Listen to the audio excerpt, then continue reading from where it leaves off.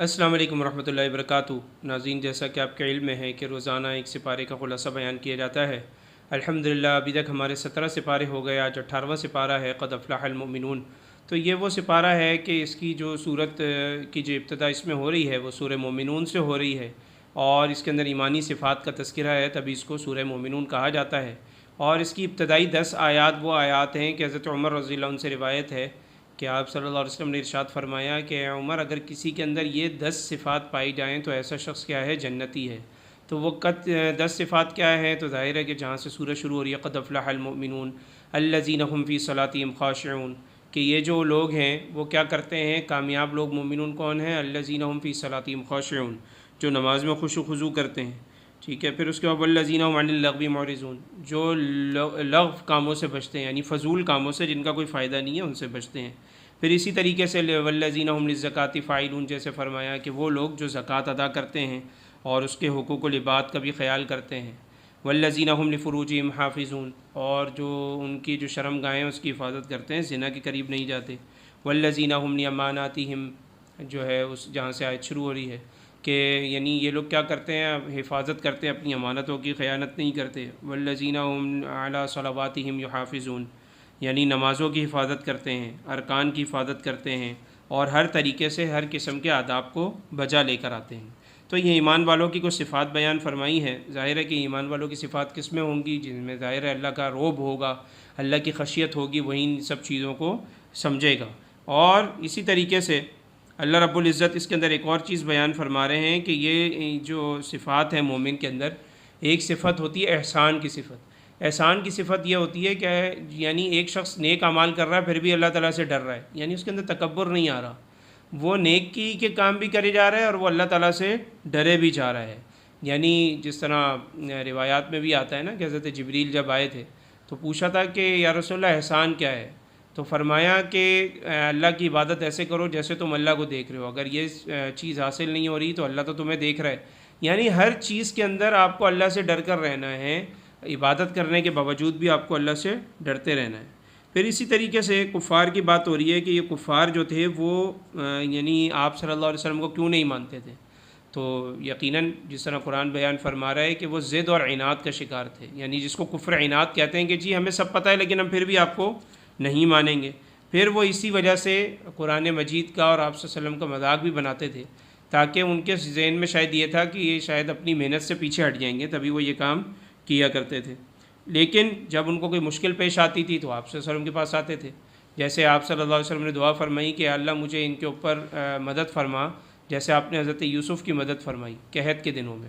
تو کیا ہوا تھا کہ جب حضرت یوسف علیہ السلام کے زمانے میں قحط آیا تو ظاہر ہے کہ حضرت یوسف علیہ السلام کی برکت سے ہی وہ معاملہ حل ہوا۔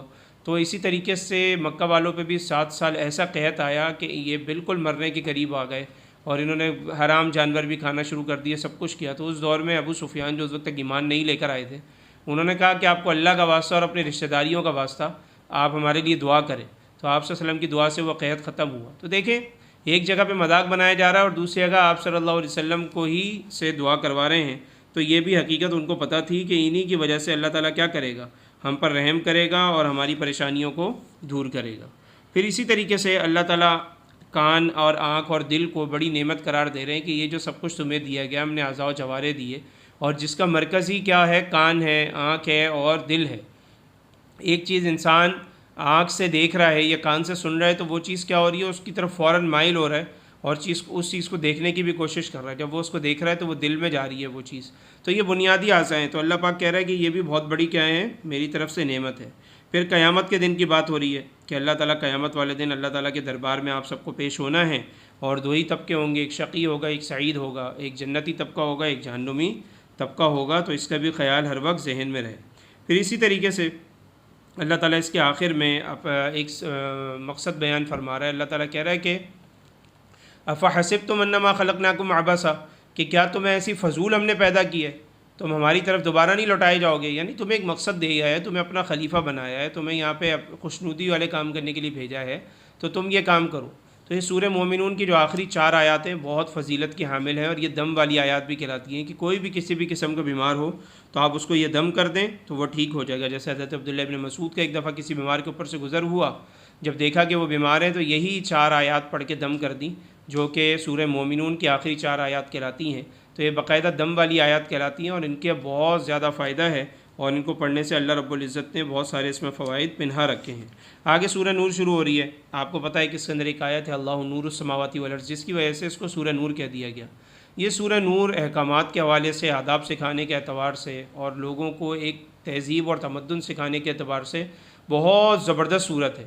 یعنی اس میں اچھے کاموں کی تلقین کی گئی، برے کاموں کا منع بھی کیا گیا، اور ساتھ ساتھ برے کام جو تھے ان برے کاموں کے اوپر یعنی یہ بھی بتایا گیا کہ اس کے اوپر سزا بھی مل سکتی ہے۔ جیسے زانی کی سزا کی شروع میں بات ہو رہی ہے کہ اس کو کوڑے مارے جائیں، تو یہ بات اس میں ہوئی۔ پھر اس کے بعد آپ کو پتہ ہے کہ حضرت امی عائشہ رضی اللہ تعالیٰ عنہا پہ غلط الزام لگا دیا تھا منافقین نے، جب ایک غزوے میں شریک تھیں، ایک سفر میں، تو آپ وہ چلے گئیں حاجت کے لیے، جب واپس آئیں تو ان کا ہار دیکھا، ان کا ہار جو ہے وہ کھویا ہوا تھا، یعنی حضرت عائشہ کا ہار کھو گیا، تو وہ ڈھونڈنے چلے گئیں۔ جب واپس آئیں تو قافلہ جا چکا تھا۔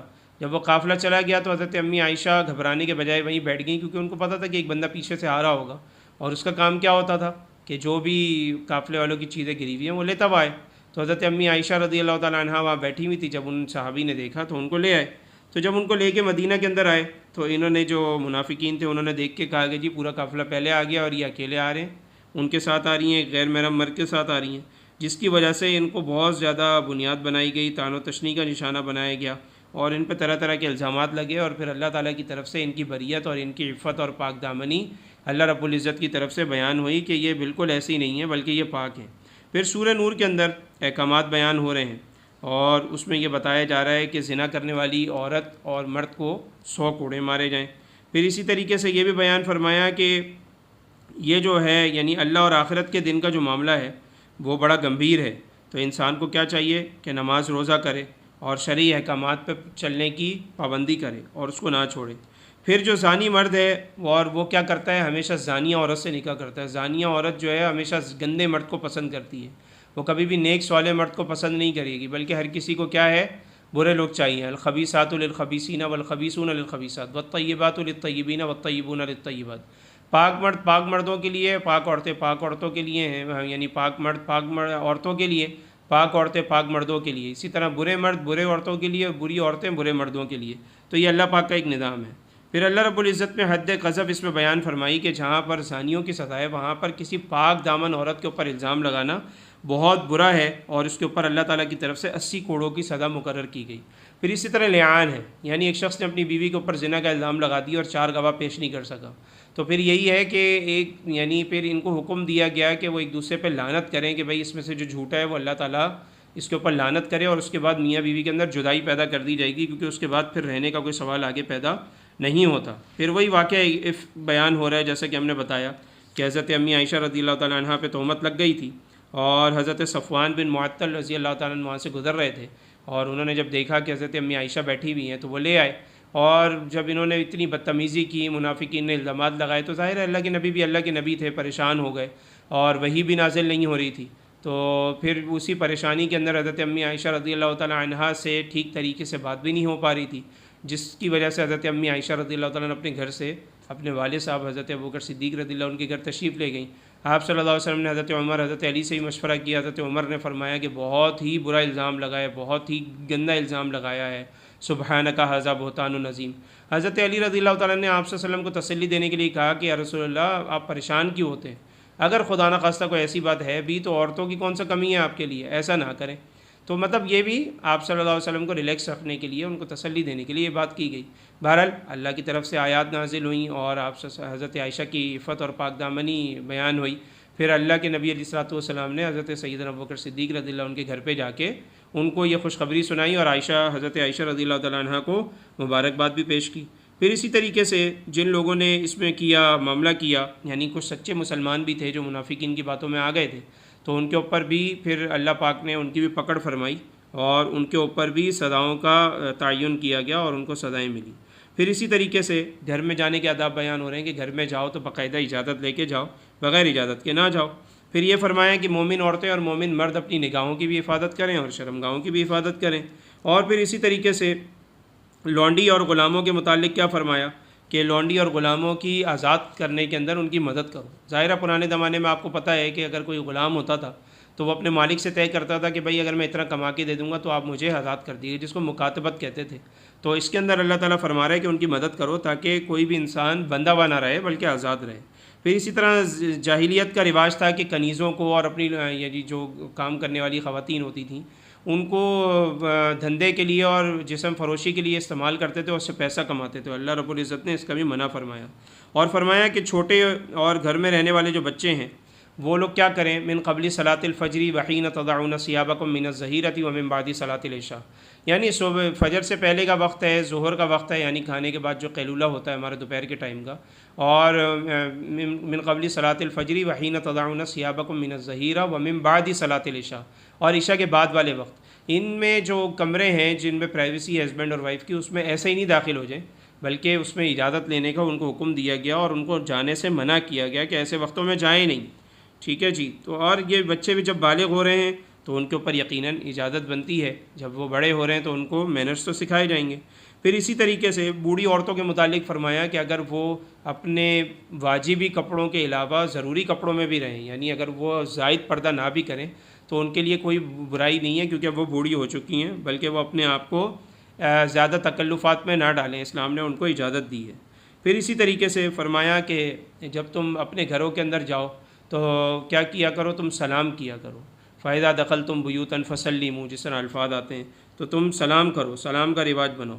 پھر اسی طرح فرمایا کہ اگر کہیں اجتماعی مشورہ چل رہا ہے تو وہاں جا کے فوراً نہ بیٹھو بلکہ اجازت لو، یعنی اگر کچھ لوگ بیٹھ کے مشورہ کر رہے ہیں، آپ کو وہاں جانا ہے، اس گیدرنگ میں بیٹھنا ہے، تو وہاں پہ پہلے اجازت دو، بھائی اجازت ہے مجھے بیٹھنے کی، آپ لوگ کوئی اہم بات تو نہیں کر رہے، ایسے نہیں کہ منہ اٹھایا جا کے بیٹھ گئے، اگلا بندہ خاموش ہو گیا کہ یا اللہ 5 بندے کوئی اہم گفتگو کر رہے تھے، یہ چھٹا بندہ آ گیا، اس سے کوئی تعلق ہی نہیں تھا۔ بہرحال تو اس میں احتیاط انسان کو خود بھی کرنی چاہیے۔ تو دیکھیں یہ اسلام ہے ہمارا جو اتنی چھوٹی چھوٹی باتوں کی بھی ہمیں تلقین کر رہا ہے۔ پھر اسی طریقے سے اللہ تعالیٰ فرما رہا ہے کہ اپنے نبی کو عام لوگوں کی طرح نہیں پڑھاؤ، یا محمد یا محمد ایسے نہیں کرو، ادب سے پکارو، یا رسول اللہ ایسے کہو، ایسے نہیں نام لے کے نہیں پکارو نبی صلی اللہ علیہ وسلم کو، یہ گستاخی ہے، یہ اچھی بات نہیں ہے۔ پھر اسی طریقے سے اللہ تعالیٰ فرما رہا ہے کہ یہ سب احکامات اس لیے ہے کیونکہ آسمانوں اور زمین کا مالک میں ہی ہوں، تو تمہیں میری بات ماننی ہے۔ آگے سورہ فرقان شروع ہو رہی ہے۔